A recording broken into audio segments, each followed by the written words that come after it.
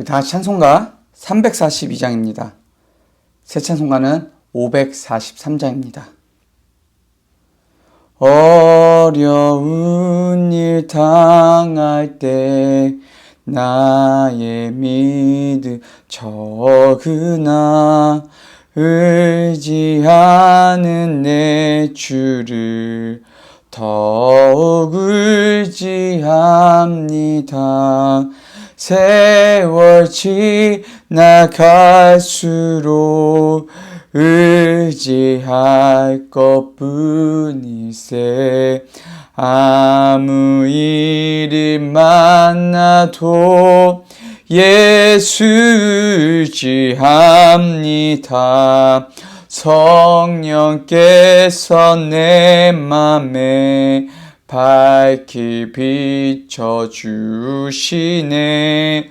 인도하심 따라서 주만 의지합니다. 세월 지나갈수록 의지할 것뿐일세. 아무 일이 만나도 예수 의지합니다. 밝을 때에 노래며 어두울 때에 기도와 위태할 때 도움을 주께 간구합니다. 세월 지나갈수록 의지할 것뿐일세. 아무 일을 만나도 예수 의지합니다. 생명 있을 동안에 예수 의지합니다.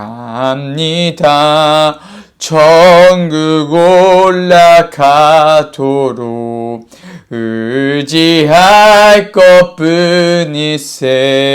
세월 지나갈수록 의지할 것뿐일세. 아무 일이 만나도 예수 의지합니다. 아멘. 우리 신종 코로나 바이러스 확산 방지와 치료 위한 기도문, 이 시간 함께 기도하는 마음으로 고백하며 나가도록 하겠습니다. 먼저 우리 자신을 돌아보며 회개합니다. 하나님의 말씀대로 살지 못한 우리의 죄를 용서하여 주소서. 몸과 마음을 정결하게 구별하지 못했고 하나님 나라를 구하기보다 내 것을 먼저 구한 죄를 용서하여 주소서. 코로나 바이러스로 인하여 고통받는 이들을 위해 기도합니다. 이 질병으로 고통받는 모든 이의 삶을 위로하시고 몸과 마음을 보호하여 주소서. 확진자를 속히 회복해 하시고 그 가족을 위로하여 주소서. 코로나 바이러스 확산 방지를 위하여 기도합니다. 전염병이 더 이상 확산되지 않도록 도와주소서. 이 모든 일을 주관하는 리더들에게 지혜를 주시고 수고하는 의료진과 연구진들에게 힘과 능력을 더하소서. 이로 인한 혐오와 차별, 분노가 그치게 하시고 서로 사랑하며 격려하게 하소서. 교회를 비롯한 믿음의 공동체가 한마음으로 위기상을 극복하고 지혜롭게 대처하게 하소서. 어려울 때 부어주시는 부흥의 역사의 주인공이 될 수 있도록 기도로 준비하게 하소서. 언제나 우리와 함께 하시는 예수님의 이름으로 기도드립니다. 아멘. 오늘 우리에게 주시는 생명의 하나님의 말씀은 이사야서 30장 18절에서 33절까지 말씀입니다. 이사야서 30장 18절에서 33절까지 말씀입니다. 우리 다 같이 한 목소리로 합독하며 나아가도록 하겠습니다. 그러나 여호와께서 기다리시냐니 이는 너희에게 은혜를 베푸려 하시며 일어나시리니 이는 너희를 긍휼히 여기려 하심이라. 대저 여호와는 공의의 하나님이시라. 무릇 그를 기다리는 자는 복이 있도다.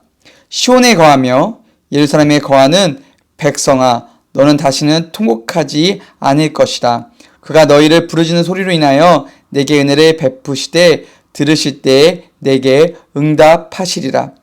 주께서 너에게 환난의 떡과 고생의 물을 주시나 내 스승은 다시 숨기지 아니하시리니 내 눈이 내 스승을 볼 것이며 너희가 우편으로 치우치든지 좌편으로 치우치든지 내 뒤에서 말소리가 내 귀에 들려 이르기를 이것이 정론이 너희는 이리로 행하라 할 것이며 또 너희가 너희 조각한 우상에 입힌 은과 부어 만든 우상에 올린 금을 더럽게 하여 불결한 물건을 던진같이 던지며 이르기를 나가라 하리라.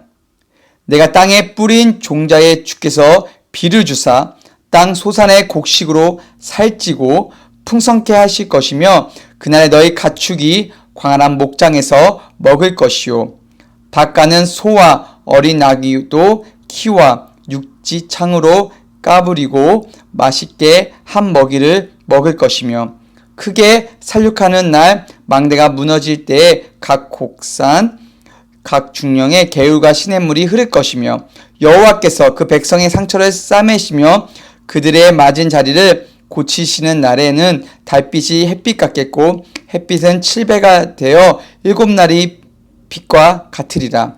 보라, 여호와의 이름이 원방에서부터 오되 그의 진노가 불붙듯이 빽빽한 연기로 일어나듯 하며 그 입술에는 분노가 찼으며 그 혀는 맹렬한 불 같으며 그 호흡은 마치 창이라여 목에까지 미치는 하수 같은즉 그가 멸하는 키로 열방에 까부리며 미혹되게 하는 자갈을 여러 민족의 입에 먹이시리니 너희가 거룩한 절기를 지키는 밤에와 같이 노래할 것이며 저를 불며 여호와의 산으로 가서 이스라엘 반석에게로 나아가는 자같이 마음에 즐거워할 것이라. 여호와께서 그 장엄한 목소리를 듣게 하시며 혁혁한 진노로 그의 팔에 치심을 보이시되 맹렬한 화영과 폭풍과 폭우와 우박으로 하시리니 여호와의 목소리에 아수르가 낙담할 것이며 주께서는 막대기로 치실 것인데 여호와께서 예정하신 몽둥이를 아수르 위에 더하실 때마다 소고를 치며 수금을 탈 것이며 그는 전쟁 때에 팔을 들어 그들을 치시리라.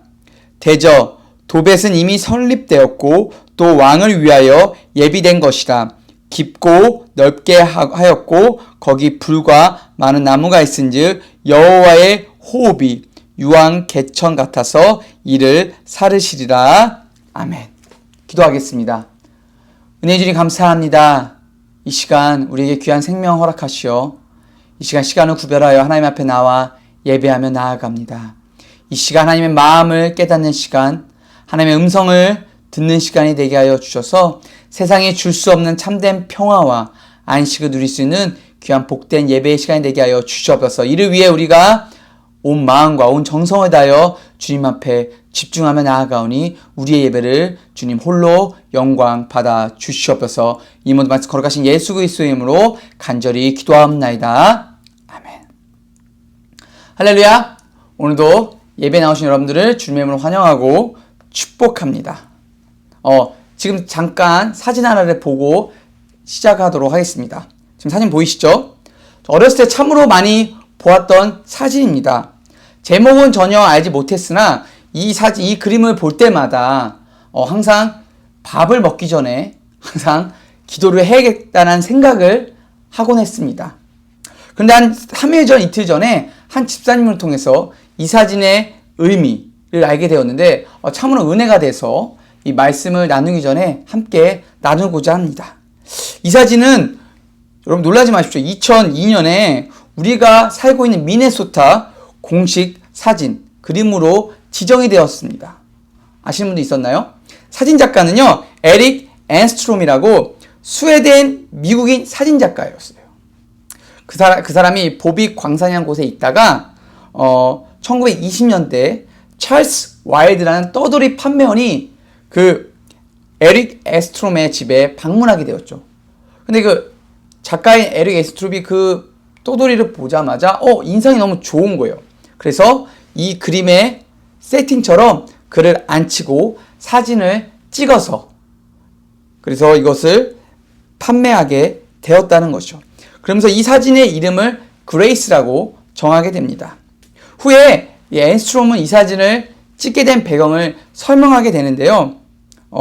이 그레이스, 이 이름의 주제처럼 세계 1차 세계대전에 참여했던 사람들을 기억하며 그 전쟁의 고난 가운데 견뎌내고 이겨낸 사람들을 기억하게끔 이 그림, 이 사진을 만들게 되었고요. 또한 그 당시 1차 세계대전 이후에 많은 유럽인들이 미네소타, 유럽 이민자들이 미네소타에 많이 오게 되었다고 하더라고요. 그때 그 사람들에게 하나님의 은혜, 하나님께 감사를 드려야 한다는 마음을 담아서 이 그림, 이 사진을 출시하게 되었다고 하는 거죠. 여러분, 이 그림 하나가 당시에 힘들고 어려워한 사람들에게 많은 그러니까 은혜를 주게 되었고요. 심지어 시간이 지나서 제가 어렸을 때 그 사진을 보고 알았던 것처럼 참으로 많은 사람들이 이 사진을 통해서 하나님의 은혜를 느끼고 경험하게 되었다는 것이죠. 지금 우리가 살고 있는 이 시대, 코로나 시대를 지내고 있지만 참 뉴스를 보게 되면 기분 좋은 소식보다는 우리의 마음을 아프게 하고 괴롭게 하는 뉴스들이 너무나도 많이 들려오고 있습니다. 그럴 때 딱 선을 긋고 그 사람들을 이렇게 막 평가하고 이렇게 막 우리와 달라라는 얘기보다는 하나님을 함께 믿는 자로서 우리가 함께 기도하며 이 고난의 시기를 정말 기도로 하나님의 은혜를 구하며 승리하며 나아가야 될 것 같다는 생각이 들게 되었다는 거예요.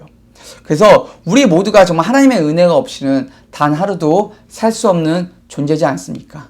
따라서 은혜를 아는 자는 그 은혜를 또한 다른 사람에게 이 앤스트롬이 은혜를 다른 사람에게 흘려보냈던 것처럼 우리 비록 사람을 만나지 못하고 들려온 소식은 절망적이긴 하지만 그 하나님의 은혜가 아는 자로서 그 은혜를 우리가 할 수 있는 방법으로 좀 끼치며 흘러보내는 저와 여러분 되길 주님으로 축복합니다. 그래서 이 예배의 시간이 참으로 귀한 것 같습니다. 오늘 말씀을 통해서 하나님의 은혜를 보다 더 깊게 경험하는 시간이 되길 주님으로 축복합니다. 오늘 말씀을 이렇게 차근차근 읽게 되게 되면 18절 말씀해 보게 되면 그러나 나는 우리 대조적인 내용을 담는 접속사가 등장하는 것을 알 수 있게 되죠. 자, 그래서 우리가 흔히 그러나 나오면 앞 문맥을 잘 살펴보고 뒤의 내용도 잘 살펴보게 되어야 돼요. 너무 중요한 말씀이 있기 때문이죠. 우리가 어제 말씀을 들었던 것처럼 남유다 사람들은요, 하나님을 의지하기보다 어디 나라를 의지했었죠? 맞습니다. 바로 애굽이라는 나라를 의지하며 하나님을 바라보고 하나님을 신뢰해야 하는데도 불구하고 그들은 눈에 보이는 애굽을 따라가게 됐어요. 그래서 하나님의 심판, 하나님의 경고가 이 말씀 가운데 주어지지 않습니까? 그런데 18절부터는 정말 하나님의 마음이 고스란히 잘 드러나 있어요. 어떤 마음이 드러나 있냐면 한 번 맺은 언약은 절대 하나님께서 깨지 않으시고, 그리고 하나님의 은혜를 깨달아 돌아온 자들은 은혜로 차별 없이 다 받아주신다는 그런 소망이 있는 메시지가 오늘 본문의 배경 내용입니다. 여러분들, 저도 자녀를 키우고 있지만 여러분들 이미 자녀를 다 키워보시지 않으셨습니까? 그쵸? 자녀를 키우면서 정말 우리 사랑하는 자녀들이 항상 바른 길, 올바른 길을 가기 위해서 부모들은 여러 가지 방법을 통해서 자녀들을 훈육시키고 교육을 시키지 않습니까? 때로는 인내하며 참아주면서 그 아이가 성장할 때를 기다릴 때도 있고요. 때로는 그 아이에게 바른 길을 가르쳐주기 위해서 강력한 훈육을 통해서, 그렇죠? 그 길을 가르쳐주는 경우가 있습니다. 마찬가지로 하나님께서는요, 사랑하는 하나님의 자녀인 우리를 바른 길로 인도하기 위해서 이와 같이 심판, 경고도 내리시면서 오늘 18절 이후부터는 소망, 정말 한없는 하나님의 사랑을 보여주고 계신다는 겁니다. 따라서 이것을 우리가 온전히 이해하고 나아갈 때 하나님의 마음을 잘 깨달을 수 있게 되고요. 또한 하나님께서 우리에게 주시는 그 은혜로 말미암아 우리 하루하루를 승리하는 삶으로 살아갈 수 있다는 것입니다. 자, 그렇다면 당시의 사람들도 그런 소망을 가지지 않았겠습니까? 그렇다면 우리 이 시기 혼란스러운 삶을 살아가는 우리 21세기의 사람들은 이 말씀을 어떻게 적용하며 바라보며 나아가야 될까요? 그것을 한 두 가지로 살펴볼 수 있게 됩니다. 첫 번째는요, 기다리시는 하나님이세요.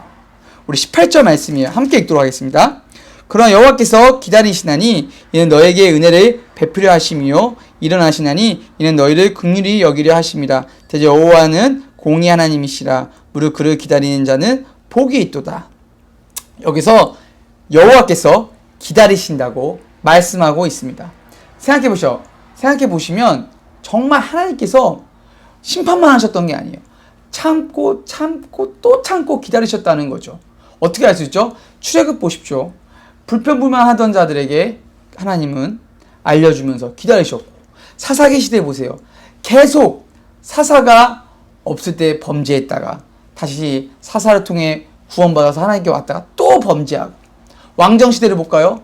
다윗, 솔로몬 시대에 막 지나면서 또 그들은 또한 범죄를 짓게 되고, 예수님이 직접 오셨는데도 불구하고 그들은 어떻게 했죠? 예수님을 알아보지 못했다는 거예요. 그럼에도 하나님께서는요, 지금까지 참고 기다리고 계신다는 거예요. 여러분, 누군가와 약속을 했습니다. 근데 그 약속 시간이 올바르게 이루어지지 않는다면 여러분 어떠한 마음이 드시죠? 엄청 힘드시겠죠? 맞습니다.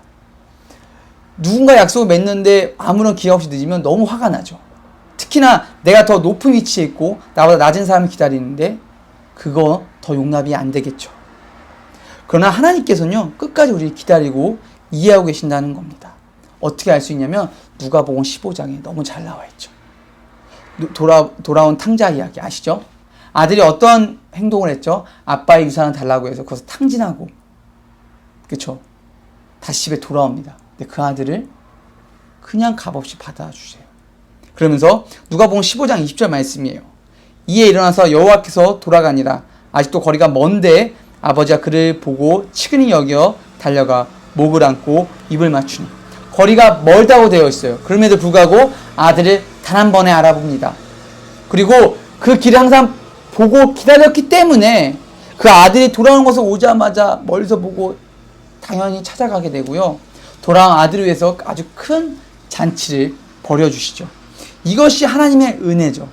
받은 자격 없는, 세상의 생각으로는 전혀 이해할 수 없는 불효자식이지 않습니까? 그럼에도 불구하고 하나님은 그냥 값없이, 내가 죄인임을 깨닫는 자들에게는 값없이 그 은혜를 주심을 통해서 자녀된 특권을 다시 회복시켜주는 아주 놀라운 은혜가 있다는 것을 알게 됩니다. 그러면 이 아들이 어떻게 되었을까요? 자신이 가진 특권, 그것을 내려놓았을까요? 아니죠. 아버지의 말을 불순종했을까요? 아니죠. 그 은혜를 경험했기 때문에 자신이 기다리고 있던 아버지의 마음을 알았기에 그 아들은 더 이상 예전의 삶을 돌아가지 않고 아버지의 자식으로서 그 특권을 제대로 사용하며 살아가겠죠. 마찬가지입니다. 우리 모두 하나님께서 우리를 기다리셨다는 거 다 알고 계시지 않습니까? 그렇다면 우린 그 마음을 알았다면 지금 우리가 있는 자리에서도 소망과 희망이 있어요. 왜냐하면 우리는 하나님의 자녀로서 특권을 가진 자이기 때문입니다. 자, 때로는 힘든 시기를 지나다 보면 다시 예전의 삶으로 가고 싶을 때가 있고 어려운 시간이 되어서 하나님을 등한시할 때가 있을 수도 있어요. 하지만 그 은혜를 아는 자는요, 결단코 다시 돌아가지 않고 그 하나님이 주신 특권을 가지고 하루하루 삶에서 감사와 기쁨과 즐거움 가지고 살아갈 수 있다는 것입니다. 오늘 말씀을 기억하시고 소망이 되는 이유는요, 바로 하나님께서 우리를 기다리고 계셨다는 그 은혜를 우리가 알고 있기 때문에 우리가 있는 자리에서 기쁨과 감사로 나아갈 수 있다는 사실을 기억하시는 저와 여러분 되길 주님으로 축복합니다. 자, 두 번째입니다. 직접 말씀하시는 하나님을 알게 됩니다. 자, 21절 말씀이에요. 함께 읽도록 하겠습니다. 너희가 우편으로 치우치든지 좌편으로 치우치든지 내 뒤에 말소리가 내 귀에 들려 이르기를 이것이 정론이 너희는 이리로 행하라 할 것이며. 자, 하나님께서 길을 제대로 가지 못하는 이스라엘 백성에게 직접 길을 가르쳐 주시며 그 가르쳐 주신 방법을 귓가에 음성으로 알려주신다는 거예요. 흔히 그러니까 내비게이션처럼 아주 정확한 방법으로 길을 알려주신다는 거예요. 정말 놀라운 말씀이지 않습니까? 우리가 한번 생각해 볼 문제가 있습니다. 그 인생의 처음과 끝을 아는 것은 너무나 중요합니다. 왜냐하면 처음과 끝이 딱 픽스가 되어 있으면 이 중간은 흔들리지 않게 되겠죠. 하지만 처음과 끝이 흔들리면 그렇죠? 중간 길이 당연히 흔들릴 수밖에 없어요. 그러니까 인생에서 어디서부터 시작됐고 어디로 가야 되는지에 대한 질문이 바르게 해결되지 않으면요, 우리 인생에서 왜 살아야 되는지에 대한 바른 목표성을 잃어버리게 된다는 것이죠. 여러분, 세상 사람들이 돈을 벌면 행복할 거야. 가정을 이루면 행복할 거야. 그럼에도 불구하고 공허함이 찾아오고 다른 것을 찾지만 공허함을 해결할 수 없는 이유는요, 죽음이라는 것을 올바르게 답을 내리지 못하기 때문이죠. 그리고 어디서부터 왔는지 정확히 알지 못하기 때문이죠. 그러나 하나님의 말씀은요, 우리에게 명확하게 말씀하십니다. 요한복음 14장 6절 말씀입니다. 예수께서 이르시되 내가 곧 길이요 진리요 생명이니 나로 말미암지 않고는 아버지께로 올 자가 없느니라. 자, 예수님께서 길을 보여주셨고 그 길로 말미암아 영원한 생명을 얻을 수 있다고 말씀하고 있습니다. 자, 이러한 해답을 알고 있는 크리스찬들은요, 전혀 흔들릴 수 없는 겁니다. 그렇죠? 흔들려서는 안 되고. 그러나 크리스찬들도 흔들릴 수 있어요. 예를 들어 볼게요. 그 모세라는 정말 위대한 지도자가 죽게 되었어요. 그 다음 후계자는 누구죠? 여호수아. 믿음이 없었나요? 아니죠. 그러나 그는 흔들렸어요. 어떻게 알 수 있죠? 말씀이 나오죠. 오직 너희는 마음을 강하게 하고 극히 담대하여 나의 종 모세가 내게 명령한 율법을 다 지키고 행하고 좌로나 우로나 치우치지 말라. 그러면 어디로 가든지 형통하리라. 자, 마음을 강하게 하라고 하나님 말씀하십니다. 두려움을 알고 있던 거죠. 그러나 그 해답을 이 말씀을 통해서 얻고 나아가라고 말씀하고 있답니다. 말씀하고 있죠. 자, 그렇다면 우리가 여기서 얻을 수 있는 해답과 소망과 희망은요, 어려운 시기를 지내고 있죠. 그렇죠. 어려운 시기입니다. 상당히. 그럼에도 불구하고 하나님께서는 우리에게 늘 언제나 지금 말씀하고 계신다는 거예요. 내 귓가에서 길을 가르쳐 주시기 위해서 끊임없이 말씀하고 계신다는 거예요. 근데 그 말씀은 어떻게 해야 들을 수 있죠? 기도를 해야 되고요. 찬양을 해야 되고 예배를 드려야 되고 무엇보다도 살아계신 하나님의 말씀을 통해서 그것을 분별하고 깨닫는 것이 너무나도 중요합니다. 자, 그렇게 될 때 우리가 이 말씀을 통해서 하나님의 음성을 듣고 나아갈 때 하나님 뭐라고 말씀하시죠? 바른 길, 정도를 알려주신다는 거예요. 세상의 그 어떠한 내비게이션보다 가장 정확한 길을 우리에게 알려주신다는 겁니다. 너무나 놀랍고 위대한 말씀의 약속이지 않습니까? 자, 그렇기 때문에 우리가 하나님의 말씀을 기억해야 돼요. 항상 하나님의 말씀을 묵상해야 돼요. 그래서 하나님께서 가르쳐 주신 길로 말미암아 우리가 그것을 승리하는 이 어려운 시기를 승리해 나아가는 저와 여러분 되길 주님의 이름으로 축복합니다. 사랑하는 여러분, 정말 어려운 시기입니다. 정말 이 코로나가 시작되면서 이 어려운 시기라는 말이 입에 계속 붙어 있어요. 빨리 희망찬 이야기, 소망 있는 이야기 계속 드리고 싶고 빨리 종교되어서 함께 만나서 얼굴 보고 말씀을 전하고 싶은데 그러지 못하는 것이 현실입니다. 그럼에도 불구하고 제가 이렇게 지금 담대하게 하나님의 말씀을 전하면서 소망을 드릴 수 있는 것은요, 하나님의 언약의 약속이 늘 언제나 함께하고 있기 때문입니다. 따라서 이 말씀의 언약을 기억하기 위해서 우리가 날마다 예배하며 묵상하며 찬양하며 기도하며 나아갈 수밖에 없지 않겠습니까? 오늘 말씀을 통해서 오늘 우리가 희망을 얻게 됩니다. 소망을 얻게 되었어요. 그것은 우리가 하나님의 은혜를 아는 자, 우리를 끝까지 기다리고 계셨던 그 하나님의 은혜를 알고 있는 자로서 뿐만 아니라 그 은혜를 알면서 특권을 주신 하나님의 마음을 아는 것도 너무 귀한데 우리 귓가에서 늘 언제나 말소리로 길을 알려주시는 하나님의 마음도 알게 되었어요.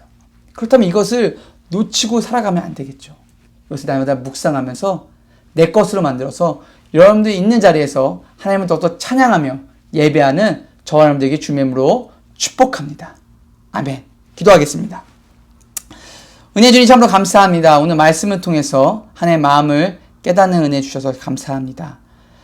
늘 언제나 우리를 기다리시고 우리에게 은혜 주신 그 하나님의 마음을 기억함을 통해서 하나님이 받은 은혜를 나만 기억하는 것이 아니라 주변에 하나님의 은혜를 알지 못하는 자들에게 전달할 수 있는 저희 모두가 되게 하여 주시옵소서. 또한 우리 귓가에 하나님의 말씀을 통해서 우리의 길을 알려주신다는 것을 깨달아 알게 해주신 참으로 감사합니다. 우리가 늘 언제나 그 말씀을 순종하며 하나님께서 보여주신 길을 따라 한 걸음 한 걸음 나아갈 수 있는 믿음의 참된 그리스도인이 될 수 있도록 축복하여 주시옵소서. 오늘 하루의 삶 가운데서도 하나님이 주신 말씀으로 승리하며 나아갈 수 있는 저희가 되게 소망하며 이 모든 말씀 거룩하신 예수 그리스도의 이름으로 간절히 기도하옵나이다. 아멘. 하늘에 계신 우리 아버지여, 이름이 거룩히 여겨받으시오며 나라의 마옵시며 뜻이 하늘에 주어진 것 같이 땅에서 주어지이다. 오늘날 우리에게 일용할 양식을 주옵시고 우리가 우리에게 죄진 자를 사하여 준 것 같이 우리 죄를 사하여 주옵시고 우리를 시험에 들게 하지 마옵시고 다만 에서 구하옵소서. 대개 나라와 권세 영광의 아버지께 영원히 쌓옵나이다.